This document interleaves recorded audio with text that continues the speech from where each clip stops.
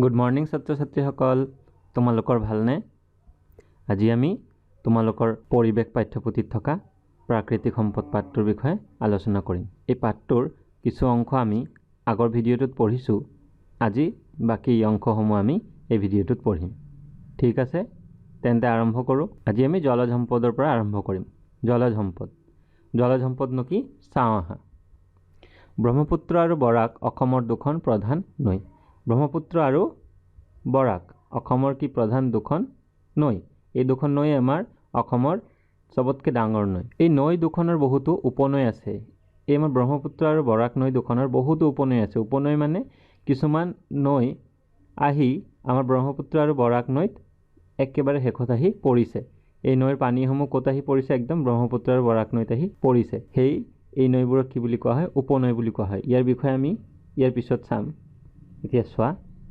এই নৈ উপনৈবোৰত জাহাজ ঘাট ফেৰী ঘাট আদি গঢ়ি উঠিছে কি গঢ়ি উঠিছে চোৱা জাহাজ ঘাট ফেৰী ঘাট আদি গঢ়ি উঠিছে আমাৰ এই যি নৈ আছে ব্ৰহ্মপুত্ৰ বৰাক নৈ আছে কিছুমান উপনৈ আছে এই নৈ আৰু উপনৈবোৰৰ কি গঢ়ি উঠিছে জাহাজ ঘাট আৰু ফেৰী ঘাট গঢ়ি উঠিছে এখন ঠাইৰ পৰা আন এখন ঠাইলৈ অহা যোৱা কৰিবলৈ আৰু বস্তু বাহনী কঢ়িয়াবলৈ মানুহে জল পৰিবহনৰ ব্যৱস্থাৰ সুযোগ গ্ৰহণ কৰিছে কি কৈছে ইয়াতে মানুহে এখন ঠাইৰ পৰা আন এখন ঠাইলৈ ধৰি লোৱা কোনোবাই গুৱাহাটীৰ পৰা শিৱসাগৰলৈ যাব বিচাৰিছে তোমাৰ বা বস্তু বাহনী কঢ়িয়াবলৈ মানুহে জল পৰিবহন ব্যৱস্থাৰ সুযোগ গ্ৰহণ কৰিছে মানুহে জল পৰিবহন ব্যৱস্থাৰ সুযোগ লয় আমি যদি মাজুলীলৈ যাব লগা হয় আমি যোৰহাটৰ নিমাতী ঘাটৰ পৰা আমি কলৈ যাব লাগিব তোমাৰ ফেৰীৰে আমি মাজুলীলৈকে যাব লাগিব ইয়াতে জল পৰিবহন ব্যৱস্থা খুব সুচল ঠিক আছে আমি ইয়াৰ পিছত চাওঁ আহা ব্ৰহ্মপুত্ৰ নৈত পোৱা শিশু হ'ল পৃথিৱীৰ এবিধ বিৰল প্ৰজাতিৰ প্ৰাণী এইটো হ'ল শিশু আমাৰ ব্ৰহ্মপুত্ৰ নৈত পোৱা যায় এইটো পৃথিৱীৰ এবিধ বিৰল প্ৰজাতিৰ প্ৰাণী খুব কম দেখিবলৈ পাবা এই প্ৰাণীবিধ তোমালোকে সকলো নদীতে দেখিবলৈ নোপোৱা অকল ব্ৰহ্মপুত্ৰ নদীত কেতিয়াবাহে দেখিবলৈ পাবা কিছুমান মানুহে কেতিয়াবাহে দেখিবলৈ পায় এইটো কি আমাৰ বিৰল প্ৰজাতিৰ প্ৰাণী এতিয়া চোৱা তলৰ মানচিত্ৰখন দিয়া আছে এই মানচিত্ৰখন চাই তোমালোকে কেইটামান প্ৰশ্ন কৰিব লাগিব ঠিক আছে এইটো কিহৰ মানচিত্ৰ চোৱা অসমৰ প্ৰধান নৈ আৰু উপনৈৰ মানচিত্ৰ ইয়াতে চোৱা আমাৰ অসমৰ প্ৰধান নৈ দিয়া আছে এই নৈটো দেখিছা নহয় এইটো হৈছে কি আমাৰ কি নৈ ব্ৰহ্মপুত্ৰ নৈ ঠিক আছে আৰু এইটো হৈছে কি আমাৰ কি বৰাক নৈ এই ব্ৰহ্মপুত্ৰ নৈ আৰু এইটো আমাৰ কি নৈ ব্ৰহ্মপুত্ৰ নৈ ঠিক আছে এই ব্ৰহ্মপুত্ৰ নৈ আৰু বৰাক নৈৰ কিছুমান উপনৈ এইবোৰ উপনৈ ঠিক আছে আৰু ইয়াতে চোৱা মেপ দিয়া আছে ইয়াতে এখন তোমালোকক এইটো মেপত দিয়া আছে কি ওপৰ ফালে হলে কি হ'ব উত্তৰ তলফালে হলে কি হ'ব দক্ষিণ সোঁফালে হলে পূব আৰু বাওঁফালে পশ্চিম ওপৰত উত্তৰ তলত দক্ষিণ সোঁফালে তোমাৰ পূব আৰু বাওঁফালে পশ্চিম ঠিক আছে আমি প্ৰশ্ন উত্তৰখিনি কৰোঁ আহা ব্ৰহ্মপুত্ৰ নৈৰ উত্তৰ দিশত থকা উপনৈ কেইখনৰ নাম কি আমি এতিয়া ব্ৰহ্মপুত্ৰ নৈ এখন ব্ৰহ্মপুত্ৰ নৈ ইয়াৰ উত্তৰ দিশত থকা ওপৰত থকা নৈ কেইখন চাম আহা কি ইয়াৰ নামখিনি তোমালোকে লিখিবা মই ইয়াতে কৰি দিছোঁ চোৱা প্ৰথম কি আহিব চম্পাৱতী মানা পাগলাদিয়া পুঠিমাৰী জীয়াধনশিৰি জীয়া ভৰলী সোৱণশিৰি দিহিং এই নৈসমূহ কি আমাৰ ব্ৰহ্মপুত্ৰৰ উত্তৰ দিশত থকা উপনৈ দেখিছানে তোমালোকে এই গোটেইখিনি নৈ আহি আমাৰ ক'ত পৰিছে ব্ৰহ্মপুত্ৰ নৈত পৰিছে এই নৈসমূহ আহি ক'ত পৰিছে ব্ৰহ্মপুত্ৰ নৈত এই নৈসমূহ আহি ক'ত পৰিছে ব্ৰহ্মপুত্ৰ নৈত পৰিছে সেইকাৰণে এইবোৰ কি ব্ৰহ্মপুত্ৰৰ উপনৈ ঠিক আছে ইয়াৰ পিছত চাওঁ আহা পিছৰ প্ৰশ্নটো কি আছে ব্ৰহ্মপুত্ৰ নৈৰ দক্ষিণ দিশত থকা উপনৈ কেইখনৰ নাম কি এতিয়া আমি ব্ৰহ্মপুত্ৰ নৈৰ দক্ষিণ দিশত থকা নৈসমূহ চাম উপনৈসমূহ চাম দক্ষিণ মানে তলত চোৱা কি আছে লোহিত আছে বুঢ়ীদিহিং দিখৌ ধনশিৰি কপিলী আৰু কৃষ্ণাই এইবোৰ আমাৰ ব্ৰহ্মপুত্ৰৰ দক্ষিণ দিশত থকা উপনৈ এই নৈসমূহ দক্ষিণ ফালৰ পৰা গৈ আমাৰ ক'ত পৰিছে ব্ৰহ্মপুত্ৰ নৈত পৰিছে ঠিক আছে ইয়াৰ পিছৰ প্ৰশ্নটো চাওঁ বৰাক নৈৰ উপনৈ কেইখনৰ নাম কি আমাৰ বৰাক নৈ দেখিছা তোমালোকে এই বৰাক নৈৰ কি উপনৈ কেইখন আছে চোৱা এইটা আছে সোণাই আৰু ইয়াতে আছে কি ধলেশ্বৰী বৰাক নৈৰ উপনৈ কেইখন আছে দুখন আছে এইখিনি তোমালোকে নিজৰ বহীত ধুনীয়াকৈ টুকি ল'বা এতিয়া চোৱা ইয়াতে কি আছে নদীৰ সুবিধাজনক স্থানত বান্ধ দি জলবিদ্যুৎ উৎপন্ন কৰা হয় নদীৰ যি ঠাইত তোমাৰ বান্ধ দিব লগা হয় সেই ঠাইত বান্ধ দি কি কৰে জলবিদ্যুৎ উৎপন্ন আমি ঘৰত যে ফেন চলাওঁ লাইট জ্বলাওঁ টিভি চাওঁ ফ্ৰিজ এইবোৰৰ কাৰণে যে আমি যি বিদ্যুৎ ব্যৱহাৰ কৰোঁ এইবোৰ ক'ৰ পৰা উৎপন্ন হৈ আহে আমাৰ পানীৰ পৰা উৎপন্ন হৈ আহে নদীত সুবিধাজনক ঠাইত কি কৰে বান্ধ দিয়ে ধুনীয়াকৈ ইয়াতে বান্ধ দিছে দেখিছা এই বান্ধ দি তোমাৰ তাতে কিছুমান মেচিন বহুৱাই কি কৰে বিদ্যুৎ উৎপন্ন কৰে আৰু এই বিদ্যুতে দ্বাৰাই আমি কি কৰোঁ ফেন চলাওঁ টিভি চাওঁ এইবোৰ কাম কৰোঁ ঠিক আছে সেইকাৰণে পানী আমাৰ কি খুব এটা গুৰুত্বপূৰ্ণ প্ৰাকৃতিক সম্পদ ইয়াৰ পিছত কি আছে চাওঁ নৈ উপনৈসমূহৰ বালিৰে ঘৰ দুৱাৰ ৰাস্তা আদি নিৰ্মাণ কৰা হয় এইটো নৈ উপনৈৰ বালি আমি নৈ আৰু উপনৈত কি পাবা বালি পাবা এই বালিসমূহে কি বনায় ঘৰ দুৱাৰ মানুহে ঘৰ দুৱাৰ বনায় ৰাস্তা আদি নিৰ্মাণ কৰা হয় নদীৰ দাঁতিকাষৰীয়া অঞ্চল পলস পৰি হাৰুৱা হয় বাবে খেতি কৰাৰ বাবে উপযোগী আমাৰ যি নদীৰ দাঁতিকাষৰীয়া অঞ্চল আছে এই অঞ্চলসমূহ কি তোমাৰ পলস পৰি হাৰুৱা হয় যেতিয়া আমাৰ বাৰিষা আহে বাৰিষা হোৱাৰ পিছত যেতিয়া পানী হয় এই পানীৰ লগতে কিছুমান পলসো লৈ আহে এই পলসসমূহ পানী যেতিয়া শুকাই যায় কিন্তু পলসসমূহ কি হয় আমাৰ দাঁতিকাষৰীয়া অঞ্চলত জমা হৈ থাকে এই দাঁতিকাষৰীয়া অঞ্চলত পলস পৰি এই মাটিসমূহ কি হয় আমাৰ হাৰুৱা হয় আৰু হাৰুৱা হোৱাৰ বাবে তাতে খেতি কৰা বৰ ভাল ব্ৰহ্মপুত্ৰ আৰু ইয়াৰ কিছুমান উপনৈৰ পানী পাইপলাইনৰ সহায়ত জনসাধাৰণক যোগান ধৰা হয় আৰু ব্ৰহ্মপুত্ৰ আৰু ইয়াৰ কিছুমান উপনৈ আমি দেখিলোঁ আগৰ মানচিত্ৰত তাতে কি কৰে পাইপ বহুৱাই পেলাই পাইপেৰ যোগেদি কিছুমান মেচিনৰ সহায়ত পানী নদীৰ পৰা টানি লৈ আমাক কিছুমান আমাৰ জনসাধাৰণক পানীৰ যোগান ধৰে তোমালোকে চহৰ অঞ্চলত দেখিবা সকলোৰে ঘৰত ঘৰত পানী আহে গাঁও অঞ্চলতো আজিকালি কি হৈছে ৰাস্তাই ৰাস্তাই টেপ দিছে নিৰ্দিষ্ট সময়ত পানী পৰে এইবোৰ সব কি কৰে নদীৰ পৰা পাইপৰ যোগেদি পানী টানি আনে ঠিক আছে ইয়াকে কি বুলি কয় পাইপলাইন পানীৰ পাইপলাইন এতিয়া চাওঁ আহা ভূপৃষ্ঠৰ পানীভাগৰ ধৰে ভূগৰ্ভৰ পানীভাগো আমাৰ সম্পদ ভূপৃষ্ঠৰ পানী যেনেকৈ নদী আমি দেখিলোঁ নদীৰ পানী ভূপৃষ্ঠৰ পানী পুখুৰীৰ পানী খাল বিল এইবোৰৰ পানী আমাৰ ভূপৃষ্ঠৰ পানী উপৰিভাগত আছে কিন্তু কিছু পানী আমাৰ কি ভূগৰ্ভৰ তলতো আছে ইয়াতে দিছে ভূগৰ্ভৰ তলত পানী আছে দেখিছে ইয়াতে এই পানী আমাৰ কি এই পানীভাগো আমাৰ কি প্ৰাকৃতিক সম্পদ আমি পানী কেনেকৈ উলিয়াওঁ টিউবৱেলৰ সহায়ত কুঁৱা এইবোৰ খান্দি আমি কি কৰোঁ এই পানীসমূহ আমি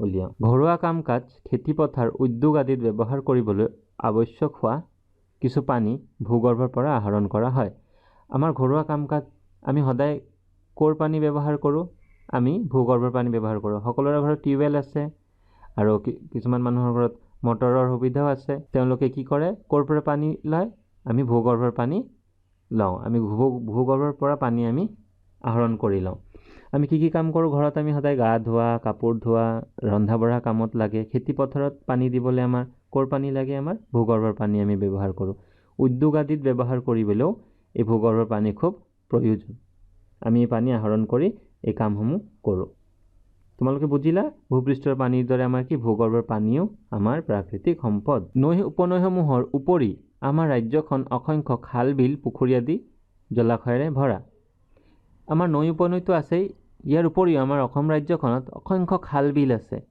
আৰু পুখুৰী আছে পুখুৰীটো তোমালোকে দেখিছাই খালো দেখিছা এই খাল বিল আৰু পুখুৰী অসংখ্য আছে ইয়াতে তোমালোকক মই জলাশয়ৰ এটা ছবি দিছোঁ এনেধৰণৰ জলাশয় পুখুৰী খাল বিল আমাৰ অসমত বহুতো আছে আৰু চোৱা কি আছে দীপৰ বিল এই বিলৰ ছবি এটা আমাৰ অসমৰ উল্লেখযোগ্য জলাশয় বিল চোৱা দীপৰ বিল চান্দবী বিল আৰু চামগুৰি বিল এই বিল তিনিখন আমাৰ কি অসমৰ উল্লেখযোগ্য জলাশয়ৰ উদাহৰণ বনৰীয়া প্ৰাণী চৰাই চিৰিকটি আদিয়ে এই জলাশয়বোৰৰ পানী খাই পিয়াহ পলুৱায় বা বনৰীয়া যিবোৰ প্ৰাণী আছে চৰাই চিৰিকটি আছে এইবোৰে কি কৰে তোমাৰ এই জলাশয়সমূহৰ পানী খাই পিয়াহ পলুৱায় আমিতো পানী পিয়াহ লাগিলে আমি ক'ৰ পানী খাওঁ টিউবৱেলৰ পানী খাওঁ টিউবৱেলৰ পানী ফিল্টাৰ কৰি আমি পানী খাওঁ কিন্তু জীৱ জন্তুসমূহৰ চৰাই চিৰিকটিসমূহৰ যেতিয়া পিয়াহ লাগে সিহঁতি ক'ৰ পৰা পানী খায় তোমাৰ জলাশয়ৰ পৰা পানী খাই পিয়াহ পলুৱায় তোমালোকে বুজিলা ইয়াৰ পিছত চাওঁ কি আছে নৈ উপনৈ আৰু খাল বিল আদি জলাশয়বোৰে মাছৰ চাহিদা কিছু পূৰণ কৰে আমি যে মাছ খাওঁ আমি বজাৰত মাছ দেখিবলৈ পাওঁ এইবোৰৰ যে আমাৰ যে মাছৰ যি চাহিদা আছে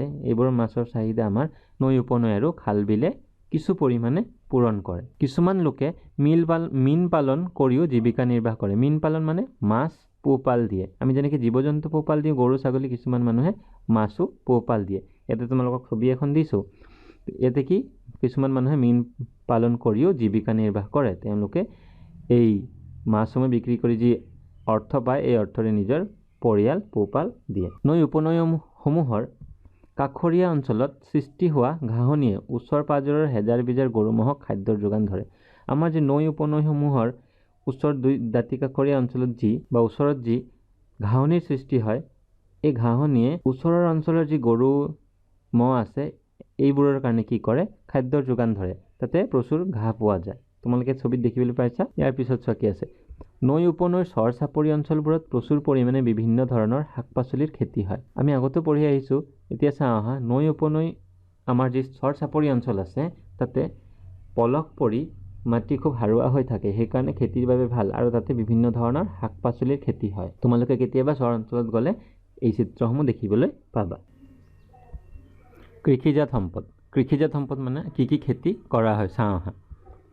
মাটিৰ গুণাগুণ আৰু বৰষুণৰ ওপৰত ভিত্তিক নিৰ্ভৰ কৰি অসমত ভিন ভিন খেতি কৰা হয়। মাটিৰ গুণাগুণ আৰু বৰষুণ এই দুটা আমাৰ কি মুখ্য কাৰক খেতিৰ বাবে। এতিয়া সকলো মাটিতে, সকলো ধৰণৰ মাটিতে সকলো খেতি নহয় আৰু সকলো পৰিৱেশতে সকলো খেতি নহয়। এতিয়া বৰষুণ ক'ৰবাত কম হয়, ক'ৰবাত বেছি হয়, তাতে আমাৰ কি হ'ব, ফল মূলো আৰু শাক পাচলি যি আমাৰ কৃষিজাত সম্পদ আছে এইসমূহৰো কি খেতি ভিন ভিন ধৰণে কৰা হয়। আমি চাওঁ আহা কি কি কৰা হয়। গ্ৰীষ্মকালত অসমত যথেষ্ট বৰষুণ হয়। আমাৰ অসমত গ্ৰীষ্মকালত কি হয়, যথেষ্ট বৰষুণ হয়। এই সময়ত কি কি হয় চোৱা, ধান, মৰাপাট, লাও, জিকা, ভোল, কোমোৰা আদিৰ খেতি কৰা হয়। আমাৰ অসমত গ্ৰীষ্মকালত যথেষ্ট বৰষুণ হোৱাৰ বাবে এই খেতিসমূহ কৰা হয়। তোমালোকে দেখিছা ওচৰে পাজৰে খেতিসমূহ। আনহাতে চোৱা, শীতকালত বৰষুণ কম হোৱাৰ বাবে আমাৰ অসমত শীতকালত কি হয়, বৰষুণ কম হয়, খুব কম হয়। সেইবাবে কি কি খেতি কৰা হয় চোৱা, ঘেঁহু, গম ধান, আলু, ফুলকবি, সৰিয়হ, বন্ধাকবি, গাজৰ, নেমু, বিন আদিৰ খেতি কৰা হয়। ঠিক আছে, তোমালোকে বুজিলা আমাৰ শীতকালত অসমত বৰষুণ কম হোৱাৰ বাবে এই খেতিসমূহ কৰা হয় আৰু তোমালোকে ঘৰত এই শাক পাচলিসমূহ দেখিবলৈ পোৱাই। অসমত মাটিকঁঠাল, কুঁহিয়াৰ, মধুৰিআম, লিচু, কমলা আদি ফল মূলৰ উপৰি মাহজাতীয় শস্য, বিভিন্ন প্ৰকাৰৰ শাক, তামোল পাণ আদিৰো খেতি কৰা হয়।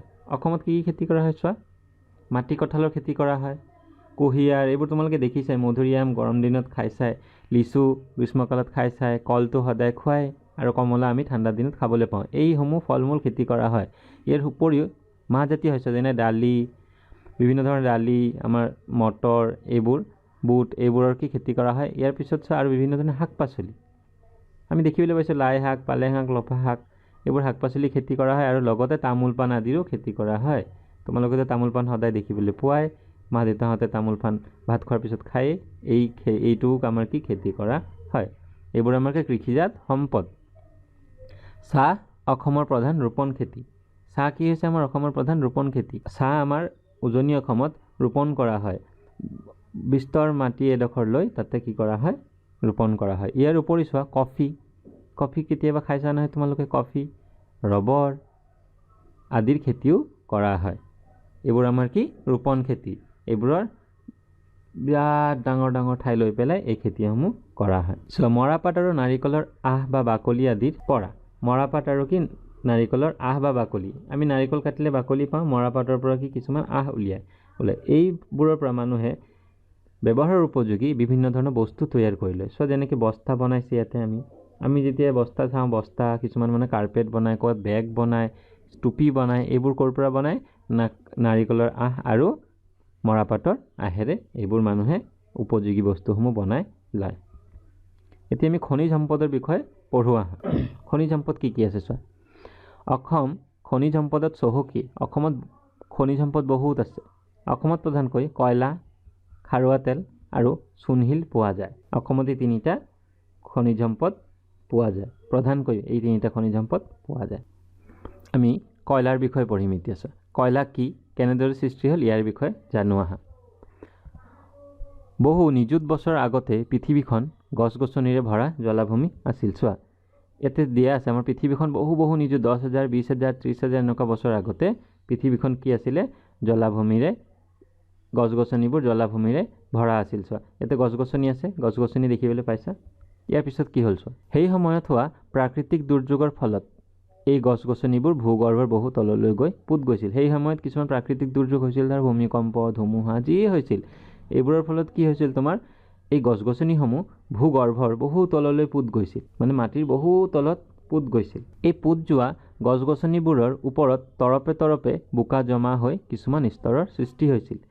এই যে গছ গছনিবোৰ আছিল তাৰপিছত মৰি গ'ল, মৰাৰ পিছত তাৰপিছত যে পুত গ'ল, পুত যোৱাৰ পিছত কি হ'ল, তাতে তৰপে তৰপে বোকাৰ সৃষ্টি হৈ থাকিলে। তাতে তৰপে তৰপে কি হ'ল, বোকা হ'ল। এটা তৰপ দুটা তৰপ এনেকৈ তৰপে তৰপে বোকা হৈ এইবোৰ আৰু বহুতো তলত কি হৈ গ'ল, পৰি গ'ল। ভূগৰ্ভৰ তলিত পুত যোৱা এই গছ গছনিবোৰ, এই যে গছ গছনিবোৰ দেখিছা যিবোৰ ভূগৰ্ভৰ তলিত পুত গৈছে, এইবোৰ কি হ'ল, লাহে লাহে ভূপৃষ্ঠৰ প্ৰচণ্ড চাপ আৰু ভূগৰ্ভৰ তাপৰ, ভূপৃষ্ঠত কি আছে, প্ৰচণ্ড চাপ আছে। আমাৰ ভূপৃষ্ঠ, আমাৰ উপৰিভাগত প্ৰচণ্ড কি আছে, চাপ আছে। আমি কেতিয়াও ওপৰলৈ উঠিব নোৱাৰোঁ, আমি সদায় ক'ত আহোঁ, তললৈ নামি আহোঁ। এইটোকে চাপ বুলি কয়। আৰু ভূগৰ্ভৰ তাপৰ, আমাৰ ভূগৰ্ভ যিটো মাটিৰ তলত আছে তাতে কি আছে, তাপ আছে। আমি যদি তললৈ গৈ থাকোঁ তাতে কি পাবা, তাপ পাবা। তোমালোকে ডাঙৰ হ'লে ইয়াৰ বিষয়ে বিস্তৰ পঢ়িব পাৰিবা। ইয়াতে ইমানেই জানি ৰাখা যে ভূগৰ্ভৰ তলত, মাটিৰ তলত কি আছে, তাপ লাগিব, গৰম লাগিব বোলে।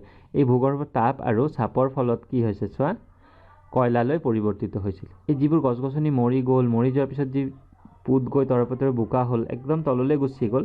যোৱাৰ পিছত কি হ'ল, চাপ আৰু তাপৰ ফলত, হেঁচা আৰু তাপ মানে গৰমৰ ফলত কি হৈ গ'ল, এইবোৰ তোমাৰ কয়লালৈ পৰিৱৰ্তিত হৈছিল। কয়লা কেনেকুৱা দেখিবলৈ হয় চোৱা, ক'লা ৰঙৰ। এই কয়লালৈ কি হ'ল, পৰিৱৰ্তিত হ'ল। প্ৰকৃতিত পোৱা ইন্ধনৰ ভিতৰত কয়লা অন্যতম। আমি যি প্ৰকৃতিত ইন্ধন পাওঁ, ইন্ধন মানে যিবোৰ আমি জ্বলাওঁ, ইয়াৰ ভিতৰত কয়লা অন্যতম। অসমৰ মাকুম, লিডু, মাৰ্ঘেৰিটা, জয়পুৰ আদিত কয়লা পোৱা যায়। আমাৰ অসমৰ ক'ত ক'ত কয়লা পোৱা যায় চোৱা, মাকুম, লিডু, মাৰ্ঘেৰিটা, জয়পুৰ আদিত কয়লা পোৱা যায়। এই সকলোবোৰ ঠাই আমাৰ উজনি অসমত আছে। মাকুমৰ কয়লা খনি অতি পুৰণি। ইয়াতে চোৱা ভাৰতৰ মেপ দিয়া আছে, আমাৰ ভাৰতখন দেখিবলৈ এনেকুৱা। আৰু ইয়াতে আমাৰ অসমৰ চোৱা মাকুম, ইয়াতে মাকুম আছে। এই মাকুমৰ কয়লা খনি কি অতি পুৰণি। কাৰ্বি পাহাৰৰ কয়লাজান, আমাৰ কাৰ্বি আংলং জিলাৰ যি কাৰ্বি পাহাৰ আছে তাতে কয়লাজানত, শিলভেটা আদিত কম পৰিমাণে উৎকৃষ্ট মানৰ কয়লা পোৱা যায়। তাতে কম কয়লা পোৱা যায় কিন্তু উৎকৃষ্ট মানৰ বহুত ভাল কয়লা পোৱা যায়। এতিয়া আমি খাৰুৱা তেলৰ বিষয়ে পঢ়োঁ। আমি কয়লা পঢ়িলোঁ, এতিয়া খাৰুৱা তেলৰ বিষয়ে পঢ়িম আহা। খাৰুৱা তেল কি কেনেদৰে সৃষ্টি হ'ল চাওঁ আহা। বহু নিযুত বছৰৰ আগতে সাগৰ মহাসাগৰ আদিত থকা শেলুৱৈ জাতীয় উদ্ভিদ আৰু সৰু ডাঙৰ প্ৰাণীবোৰৰ মৃত্যু হোৱাৰ পিছত সাগৰ মহাসাগৰ বহু তললৈ গৈ বোকাৰ মাজত পুত গৈছিল। ইয়াতে আমাক কি কৈছে চোৱা, বহু নিযুত, কয়লাৰ নিচিনাই বহু নিযুত 10, 20, 30 বছৰ আগতে, মানে 30,000 বছৰ আগতে যি আমাৰ সাগৰ মহাসাগৰ আদি যি শেলুৱৈ আৰু সৰু ডাঙৰ প্ৰাণী আছিল, সাগৰত বিভিন্ন ধৰণৰ প্ৰাণী আছিল। এই প্ৰাণীবোৰৰ কি হ'ল, মৃত্যু হ'ল এটা সময়ত। মৃত্যু হোৱাৰ পিছত এইবোৰ সাগৰৰ বহু তলিলৈ কি হৈ গ'ল, বোকাৰ মাজত পুত গৈছিল। মৰাৰ পিছত বোকাৰ মাজত কি গৈছিল, পুত গৈছিল। এই মৃত উদ্ভিদ আৰু প্ৰাণীবোৰেই ভূপৃষ্ঠৰ প্ৰচণ্ড চাপ, ভূগৰ্ভৰ তাপ আৰু বেক্টেৰিয়া ক্ৰিয়াৰ ফলত খাৰুৱা তেল আৰু প্ৰাকৃতিক গেছলৈ পৰিণত হয়। আমি কয়লা চাইছোঁ, কয়লাত কি হয়, ভূপৃষ্ঠৰ প্ৰচণ্ড চাপ, আমাৰ ভূপৃষ্ঠৰ পৰা কি আহে, চাপ মানে হেঁচা প্ৰয়োগ কৰা হয়, আৰু ভূগৰ্ভৰ তাপ, ভূগৰ্ভত কি হয়, গৰম।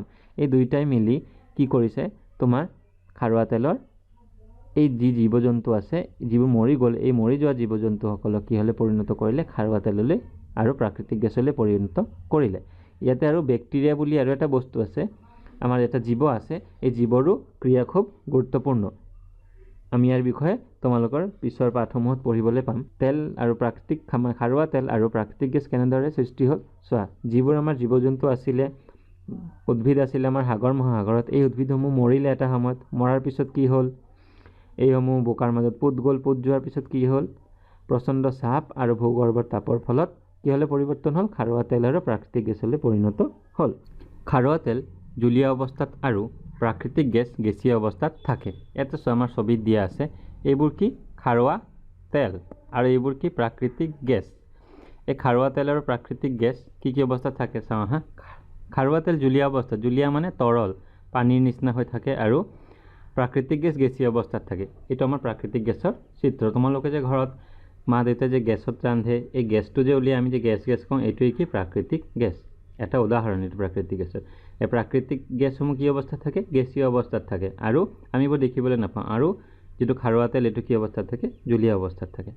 খাৰুৱা তেলসমূহ শিলৰ স্তৰৰ মাজতো পোৱা যায়। আমি খাৰুৱা তেল শিলৰ স্তৰৰ মাজতো পাম। সাগৰৰ তলিৰ নিচিনা ভূগৰ্ভতো খাৰুৱা তেল পোৱা যায়।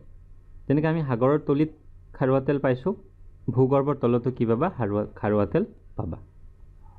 অসমত খাৰুৱা তেল থকা ঠাইকেইখন হ'ল, আমাৰ অসমত ক'ত ক'ত খাৰুৱা তেল পোৱা যায় চাওঁ আহা। ক'ত ক'ত পাওঁ, নাহৰকটীয়া, হুগ্ৰীজান, মৰাণ, ৰুদ্ৰসাগৰ, গেলেকী, লাকুৱা আদি। এই সকলোখিনি ঠাই আমাৰ উজনি অসমত আছে।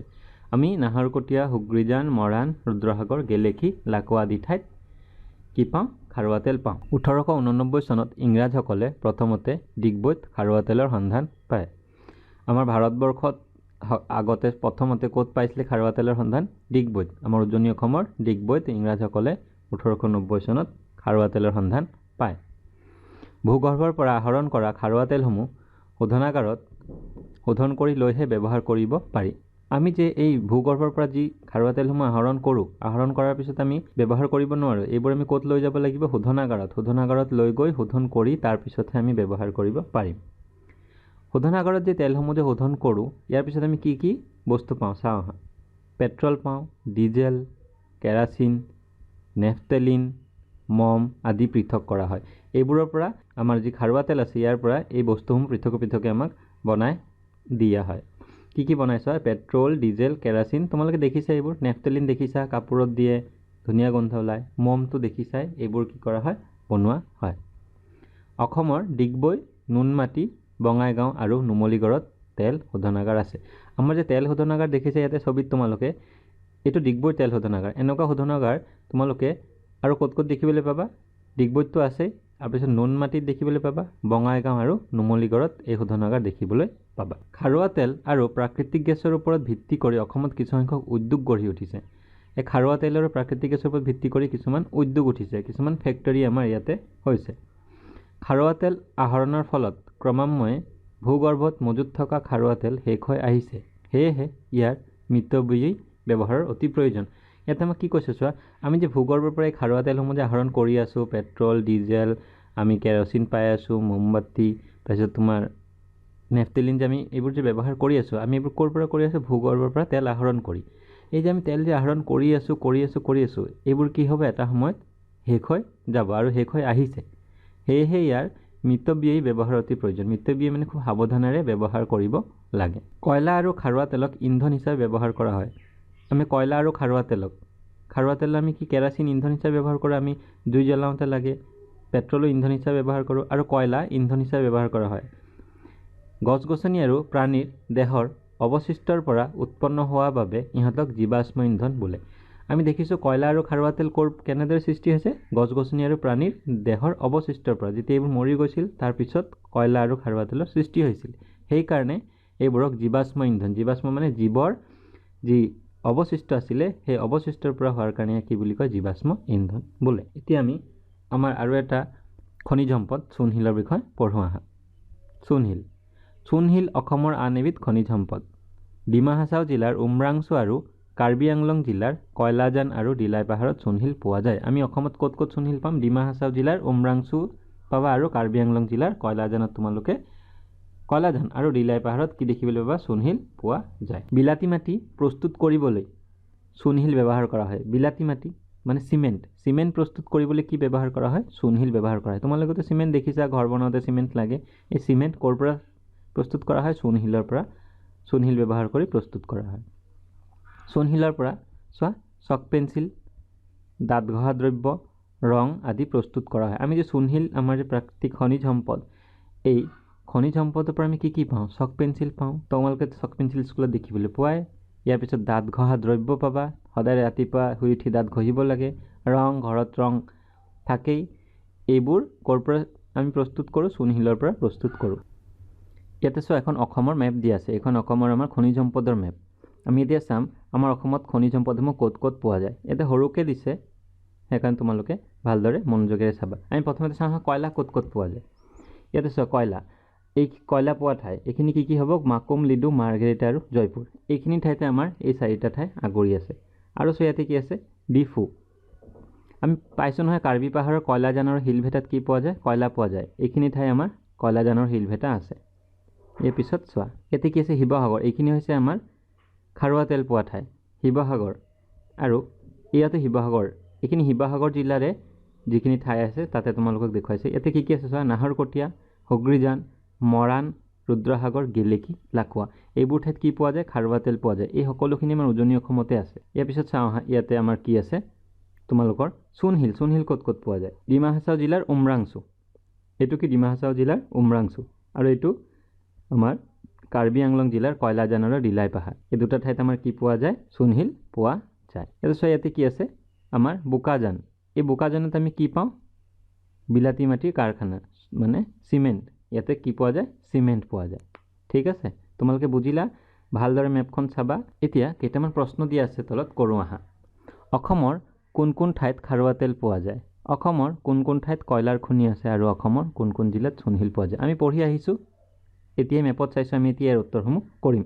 তোমালোকে নিজে কৰিবলৈ চেষ্টা কৰিবা, ইয়াৰ পিছত চাবা মই কেনেদৰে কৰিছোঁ। অসমৰ ক'ত ক'ত পাওঁ আমি খাৰুৱা তেল? নাহৰকটীয়া, হুগ্ৰীজান, মৰাণ, ৰুদ্ৰসাগৰ, গেলেকী, লাকুৱা আদি ঠাইত খাৰুৱা তেল পোৱা যায়। ইয়াৰ পিছত অসমৰ কোন কোন ঠাইত কয়লাৰ খনি আছে? অসমৰ মাকুম, লিডু, মাৰ্ঘেৰিটা, জয়পুৰ, কাৰ্বি পাহাৰৰ কয়লাজান, শিলভেটা আদিত কয়লাৰ খনি আছে। আৰু অসমৰ ডিমা হাছাও জিলা আৰু কাৰ্বি আংলং জিলাত চূণশিল পোৱা যায়। আমি পঢ়ি আহিছোঁ মেপত, আমি উত্তৰসমূহ ধুনীয়াকৈ কৰিব পাৰিম। ইয়াৰ পিছত আমি এতিয়া অনুশীলনী কেইটামান প্ৰশ্ন উত্তৰ কৰোঁ আহা। অসমৰ হাবিত পোৱা 4বিধ মূল্যৱান উদ্ভিদৰ নাম। আমি পঢ়িছিলোঁ আগৰ ভিডিঅ'টোত, কি কি আছিলে চোৱা।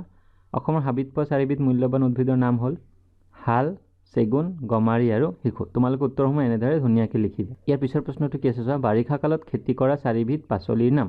আমি পঢ়িছোঁ কি কি বাৰিষা কালত খেতি কৰা হয় চোৱা। লাও, জিকা, ভোল আৰু কোমোৰা। 4বিধ কৈছে, আমি 4বিধ লিখিছোঁ, আৰু হয় তোমালোকে লিখিবা। অসমৰ 3খন বিলৰ নাম। দীপৰ বিল, চান্দুবি বিল আৰু চামগুৰি বিল। উত্তৰসমূহ ধুনীয়াকৈ তোমালোকে বহীত টুকি ল'বা। এতিয়া ইয়াৰ এই প্ৰশ্নসমূহ কৰোঁ হা। অসমৰ বনজ সম্পদসমূহৰ ওপৰত ভিত্তি কৰি গঢ়ি উঠা দুটা উদ্যোগৰ নাম। আমি পাইছিলোঁ কি কি উদ্যোগ হৈছিলে আমাৰ? প্লাইউড, ৰেচম, কাগজ আৰু জুইশলা উদ্যোগ হৈছিলে। আমি ইয়াতে আমাক দুটা লিখিব দিছে, আমি দুটা লিখিম। কি কি? আমাক দুটা লিখিব দিছে, মই ইয়াতে 4টা লিখি দিছোঁ তোমালোকক, তোমালোকে যিকোনো দুটা লিখিবা। অসমৰ বনজ সম্পদসমূহৰ ওপৰত ভিত্তি কৰি জুইশলা, প্লাইউড, কাগজ আৰু ৰেচম আদি উদ্যোগ গঢ়ি উঠিছে। তোমালোকে যিকোনো দুটা লিখিবা। এতিয়া চব প্ৰশ্নটো কি আছিলে? বিলাতী মাটি প্ৰস্তুত কৰিবলৈ ব্যৱহাৰ কৰা খনিজ সম্পদৰ বিধৰ নাম কি? বিলাতী মাটি প্ৰস্তুত কৰিবলৈ কি খনিজ সম্পদ ব্যৱহাৰ কৰা হয়? বিলাতী মাটি প্ৰস্তুত কৰিবলৈ ব্যৱহাৰ কৰা খনিজ সম্পদৰ নাম হ'ল চূণশিল। কি খনিজ সম্পদবিধৰ নাম কি? চূণশিল। চূণশিলৰ পৰা প্ৰস্তুত কৰা দুবিধ বস্তুৰ নাম আমি পাইছোঁ। চক পেঞ্চিল, ৰং, দাঁত ঘহা দ্ৰব্য ব্যৱহাৰ কৰা আমি প্ৰস্তুত কৰোঁ। ইয়াতে দুটা লিখিব দিছে, দুটা লিখিছোঁ, চক পেঞ্চিল আৰু ৰং। তোমালোকে যিকোনো দুটা লিখিবা। ঠিক আছে, এতিয়া এই প্ৰশ্নসমূহ কৰোঁ আহা। ক অংশৰ লগত খ অংশ মিলোৱা। আমাক ক অংশ এটা দি আছে, খ অংশ দি আছে, আমি মিলাব লাগে। কি হ'ব চোৱা। কাৰ্বি আংলঙত কি পোৱা যায়? চূণশিল পোৱা যায়। ডিগবৈত কি আছে? তেল শোধনাগাৰ আছে। নাহৰকটীয়াত খাৰুৱা তেল পোৱা যায় আৰু মৰাণত তৈলক্ষেত্ৰ আছে। ঠিক আছে, এতিয়া আমি খালী ঠাইসমূহ পূৰণ কৰিম। আগতে তোমালোকে নিজে কৰিবা, ইয়াৰ পিছত এই ভিডিঅ'টো ভালকৈ চাবা। কি আছে চোৱা। ক নম্বৰত, প্ৰাকৃতিকভাৱে পোৱা সকলো সামগ্ৰী কি নহয়? আমাৰ সম্পদ নহয়। আমি পঢ়িছিলোঁ অসমৰ এটা খৰ্গৰ গড় পৃথিৱী বিখ্যাত। ব্ৰহ্মপুত্ৰ নৈত পোৱা শিশু হ'ল পৃথিৱীৰ বিৰল প্ৰজাতিৰ প্ৰাণী, শিশু। ভূপৃষ্ঠৰ পানীভাগৰ দৰে ভূগৰ্ভৰ পানীভাগো আমাৰ সম্পদ। কয়লাৰ দৰে খাৰুৱা তেলো এক প্ৰকাৰৰ কি? জীৱাশ্ম ইন্ধন। ঠিক আছে, ইয়াৰ পিছৰ কি আছে প্ৰশ্নটো চাওঁ আহা। খনিজ সম্পদক কিয় অনবীকৰণক্ষম সম্পদ বোলে? এই উত্তৰটো আমি কেনেদৰে লিখিব লাগিব চোৱা। খনিজ সম্পদসমূহ এবাৰ আহৰণ কৰি ব্যৱহাৰ কৰাৰ পিছত এই সম্পদসমূহ পুনৰ সৃষ্টি হ'বলৈ বহুতো সময় লাগে। সেয়েহে খনিজ সম্পদক অনবীকৰণক্ষম সম্পদ বোলে। আমি খনিজ সম্পদক কিয় অনবীকৰণক্ষম সম্পদ বুলিম? যিহেতু এই সম্পদসমূহ এবাৰ আহৰণ কৰি ব্যৱহাৰ কৰাৰ পিছত এইসমূহ সৃষ্টি হ'বলৈ আৰু বহুতো সময় লাগিব। সেইকাৰণে এইবোৰক কি বুলি কয়? অনবীকৰণক্ষম সম্পদ। তোমালোকে উত্তৰটো ধুনীয়াকৈ লিখিবা। আৰু কিছুমান প্ৰশ্নৰ উত্তৰ মই লিখা নাই, এই উত্তৰসমূহ তোমালোকে নিজেই কৰিবলৈ চেষ্টা কৰিবা। ঠিক আছে, তেন্তে আজি তোমালোকৰ পৰা বিদায় লওঁ।